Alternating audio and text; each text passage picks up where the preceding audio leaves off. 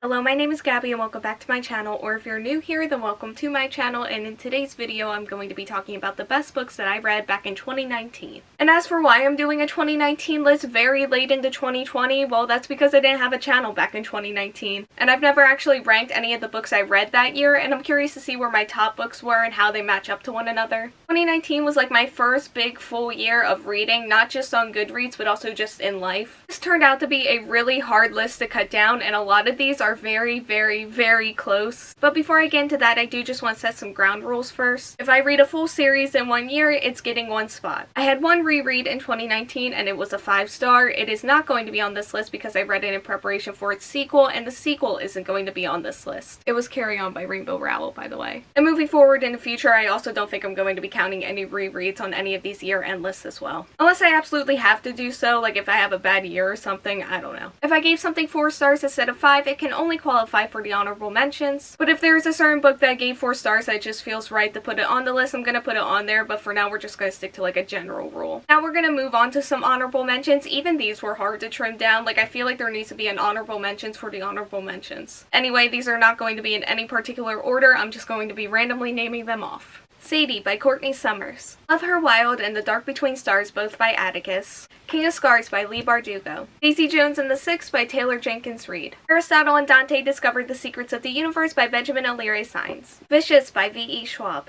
The Starless Sea by Erin Morgenstern. The Toll by Neal Schusterman. Ninth House by Leigh Bardugo. Nevernight, God's Grave, and The Half of Dark Dawn that I read in 2019. I read the rest in 2020. Aurora Rising by Amy Kaufman and Jay Kristoff. Wicked Saints by Emily A. Duncan. And finally, Picture Us in the Light by Kelly Lloyd Gilbert. With that, let's actually get into the list now, and we're going to start with number 10, and that is There Will Come a Darkness by Katie Rose Poole. For many generations, there were these 7 prophets who used their visions to end wars and guide nations. That was all until they disappeared one day, only leaving behind one final prophecy. The prophecy that they leave behind speaks of an age of darkness and also the birth of a new prophet who is either going to be the salvation or the destruction. This is a multiple point of view story that follows 5 different characters, and yes, there are 5 different point of views in here, whose stories are all about to collide with one another's, and it's up to them to either save or destroy the world. So I knew from the second that I saw this summary that there was going to be a very high chance that I was going to love this book, and for the most part it didn't let me down at all. But what I wasn't expecting to fall in love with was the writing. This is this author's debut, and I will be reading Katie Rose Poole books for however many years she wants to write them for. The writing is primarily why this book is on this list, but I was just completely invested in the story from page 1. And I was at a busy time in my life while I was reading this, and then that was also combined with like a mini reading slump, and I just didn't want to put this down. This book is only so far down on this list because I didn't love the ending, although it did make me cry, but I wasn't sure I was crying for the right reason. Well, I guess in a way I was. I don't know, but I am really curious to see where this story goes next, and I cannot wait for the sequel. Next we have Red, White, and Royal Blue by Casey McQuiston.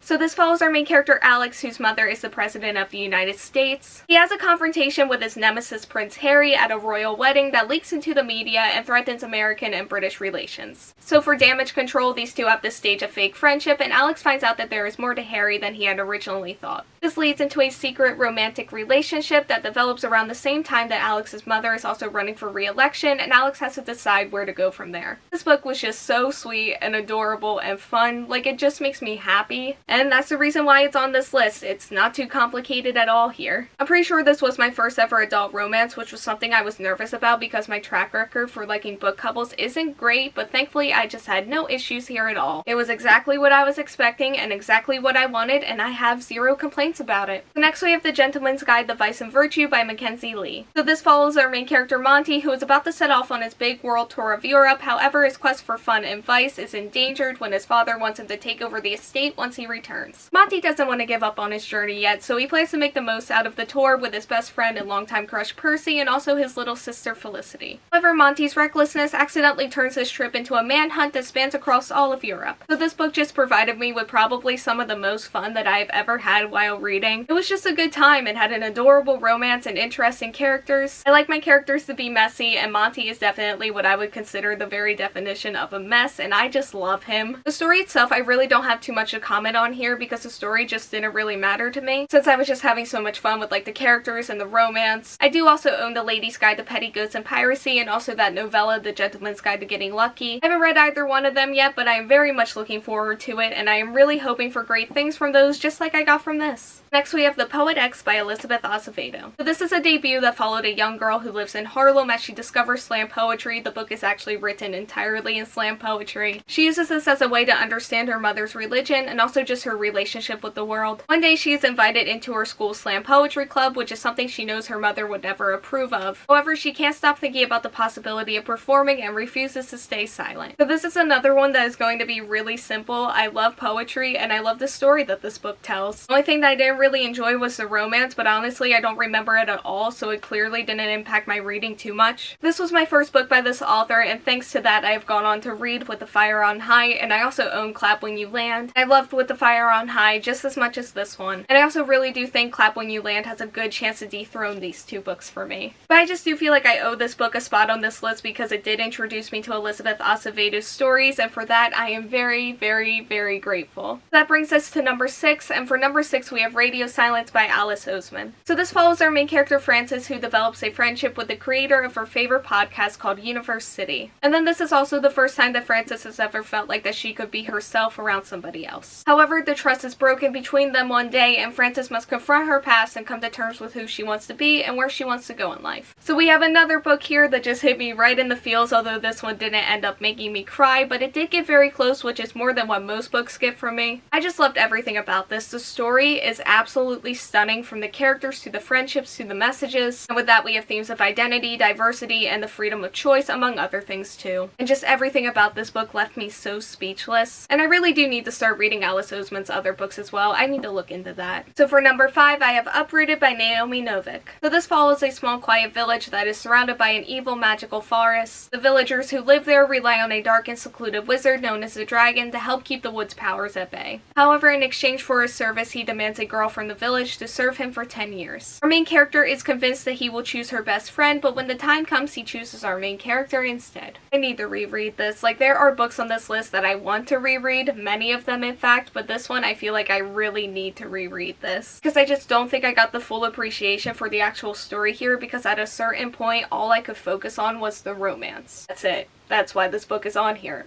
and that's why it's so high up. I don't even know what happened here, honestly, because the romance isn't like a main part of the story or anything. It actually takes up very little of the story, and yet here we are. I stopped questioning long ago why I love this book so much and why I love this romance, and I'm just gonna go with it and move on now. So number 4 is The Six of Crows duology by Leigh Bardugo, and that includes Six of Crows and Crooked Kingdom. So this book takes place in the Grishaverse and follows our main character and criminal prodigy, Kaz Brecker, as he is offered a chance at a deadly heist that will make him super rich. And he enlists the help of his gang and a couple of others to help him do this. I don't even know what to say about this series that hasn't already been said like a million times. It's probably one of the most hyped series that I've ever seen in my entire life, and I knew I was going to love this going in. And all that hype is just 100% well deserved, by the way. It's morally gray, which I love, and then also all the characters are super interesting and well developed. I didn't even like the original Grisha trilogy, but these two were pretty much perfect, and these two books just solidified my love for the Grishaverse, and I cannot wait to see what comes next from this universe. So at number 3 we have Supernova by Marissa Meyer. And Supernova is the finale to the Renegades trilogy. So Renegades follows our main character Nova, who absolutely hates the superhero group known as the Renegades. She goes on a mission for vengeance against this group by infiltrating their operations. However, as she gets closer to her goal, she becomes really close with this renegade named Adrian. However, Nova does have an allegiance to a villain that has the power to kill both of them. So Renegades, if you don't know, is my favorite book of all time, and also my favorite author of all time, and also Nova is my second favorite character of all time, which the number 1 spot goes to somebody else on this list who I will talk about later. I absolutely love this series. It's superhero related, but it also dives into the villain side of things, which I love even more than the superhero side of it. With that being said, going into Supernova, it had every opportunity and every advantage to take the number 1 spot on something like this, but the ending just really disappointed me. I had a very clear picture in my head of what I wanted this ending to be, and it didn't turn out like that, which usually is just whatever. And it would be whatever if the actual ending of this didn't leave me confused and also frustrated. I still love this series so much, and nothing is going to change that, which is why this book is still so high up on this list, because there's just so much to love here, and there always will be. I actually would be really interested in seeing like a spin-off of this series that takes place in like a different city with different characters. I just see a lot of potential here for this universe, and it is my absolute dream for that to happen. So taking the number 2 spot, we have Birthday by Meredith Russo. So this is an own voices story story that follows main characters Morgan and Eric, who were born on the same day at the same time, and this really bonds them for life. We follow their story as Eric decides on where he fits in the world, and as Morgan makes a difficult decision to live as her true self. Morgan and Eric's relationship has many ups and downs, however they ultimately realize that they are forever a part of one another. I know I said radio silence was stunning, but this book here was just so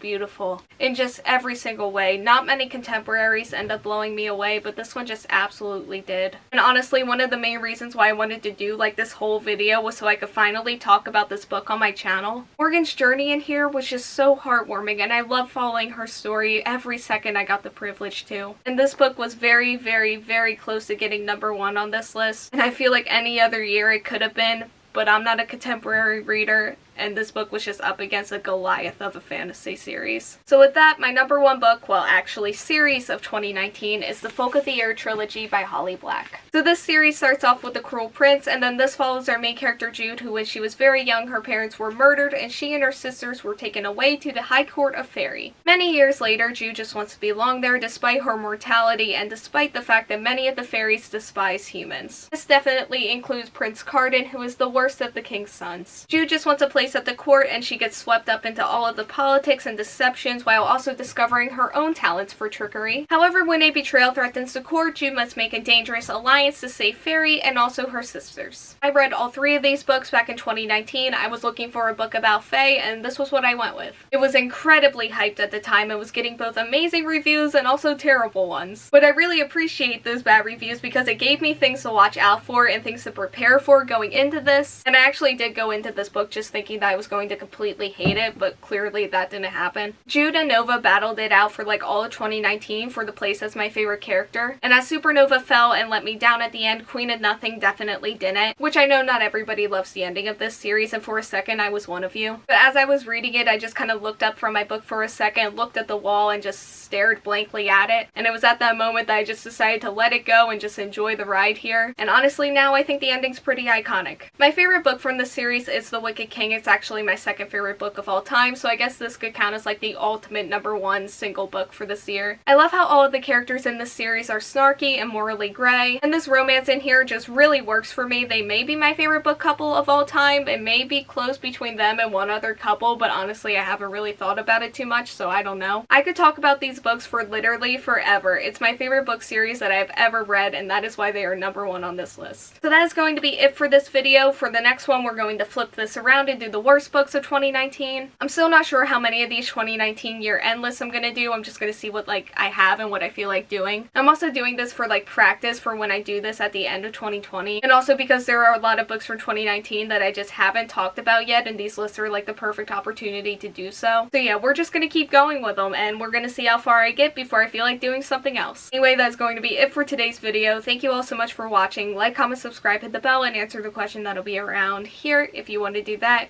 and hopefully I will see you here next time. Bye.